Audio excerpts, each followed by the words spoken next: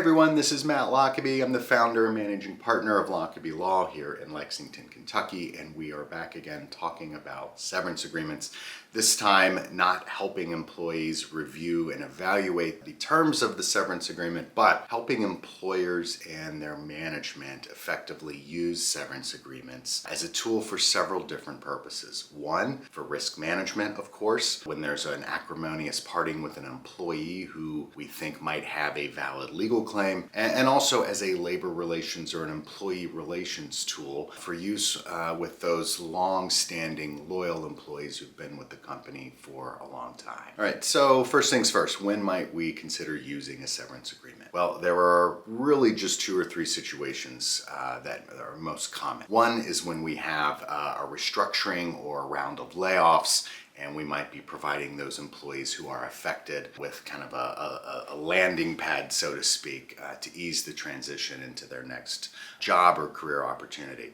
Second, we might be using severance agreement as a reward, frankly, or as a thank you to those employees who've been with the company for a long time, a lot of institutional knowledge, and we just want to treat them respectfully and in the right way on their way out. Finally, obviously, we may consider using severance agreements for those employees that have either resigned or that have been terminated, but we think there might be a chance that they have a legal claim and there's value in getting a waiver or release of those claims. Like most contracts that are being used in the workplace, no two severance agreements are really alike, and that's because no two situations between an employer and any particular employee are always going to be alike.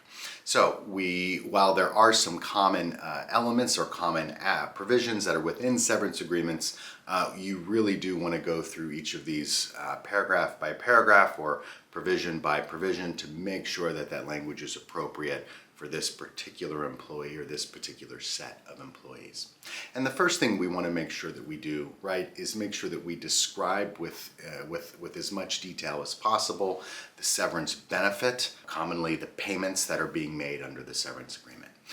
Is it a lump sum? Is it a continuation of salary or wages for a particular period of time on the normal payroll schedule? Whatever it is, we just want to make sure it's clear and unambiguous. Next, you want to make sure that you have a robust waiver and release of legal claims, right? Now, this provision can be pretty standard. It can be boilerplate from one agreement to the next. However, there are some idiosyncrasies that may apply.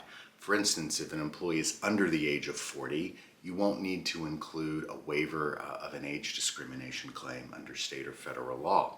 But if you do include that claim, right, whether they're under or over the age of 40, then there are some notice requirements under federal law that you have to follow, and there are some additional provisions that you need to insert into the severance agreement to ensure that that waiver is valid. Otherwise, there are a variety of other provisions that may or may not apply, provisions that you may want or may not need to have in any particular severance agreement. One being confidentiality.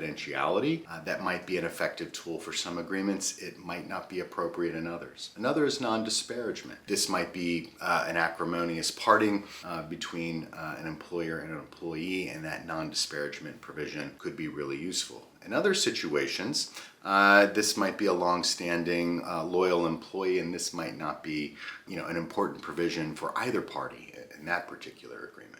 The point is don't accept boilerplate as that, right? Boilerplate has its uses, it's boilerplate for a reason. However, it doesn't mean that it's appropriate in every single instance, in every single severance agreement. Final takeaway for employers here is that there are a variety of uses for severance agreements, and they can be really effective tools in the day-to-day operation of the business, whether as a tool to minimize risk, to improve morale or employee relations, whatever it may be. Cater the agreement accordingly to that particular employee or set of employees or to the particular situation. Get the advice of counsel, especially a lawyer who has experience drafting and negotiating these types of agreements, because some of the provisions can be rather specific and specialized for these types of situations.